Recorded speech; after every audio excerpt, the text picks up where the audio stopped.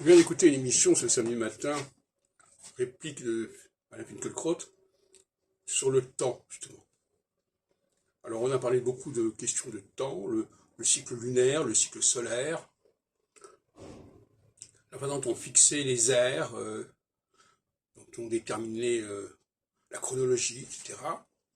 Mais il n'y a pas eu un seul mot sur les cycles astrologiques. Pour la plupart des gens, les cycles naturels, c'est le Soleil et la Lune. Autrement, ce sont des cycles conventionnels. Eh bien non. Entre ces cycles conventionnels, qui sont par exemple ceux des calendriers électoraux, et les cycles solinaires qui sont observables à l'œil nu, si on peut dire, eh bien, il y a un no man's land, si on peut dire, c'est-à-dire il n'y a rien entre les deux. Et ça marque bien une problématique théologique, ce qu'on appelle la problématique de la surnature. C'est-à-dire, d'un côté, il y a la nature, Soleil et Lune, de l'autre côté, il y a les conventions juridiques, etc. Et puis, entre les deux, il n'y a rien. Et en réalité, c'est là qu'est l'astrologie, dans ce rien. C'est là que le cycle de Saturne de 7 ans en 7 ans se trouve, et dont il n'est jamais fait mention dans cette émission de Finkielkraut avec un certain nombre de chercheurs.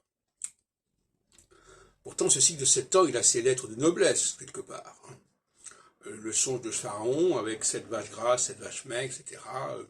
Tout un ensemble de pratiques bibliques, de remise de dettes, de jubilé.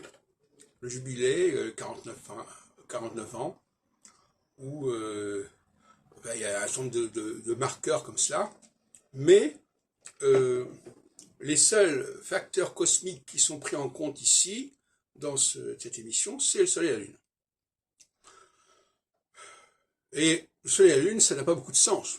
Le Soleil et la Lune, ça n'a pas une incidence politique significative. Le changement d'année même n'a pas beaucoup d'importance non plus. Ce sont des cycles beaucoup trop courts. Une année, qu'est-ce que c'est qu'une année? C'est pour cela que d'ailleurs a émergé, à partir du XVIIIe siècle notamment,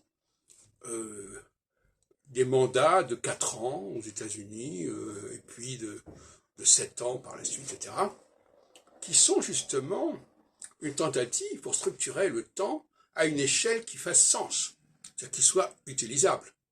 On ne peut pas mener une politique économique ou sociale sur quelques mois.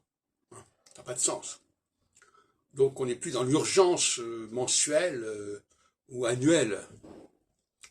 Et il est regrettable que cette émission de réplique n'ait pas été dans cette direction, parce que finalement, cette discussion est dérisoire.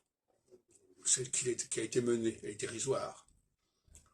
Qu'est-ce que ça, pour les gouvernants, qu'est-ce que ça peut apporter de savoir que l'année va changer, si ce n'est justement dans le cadre électoral?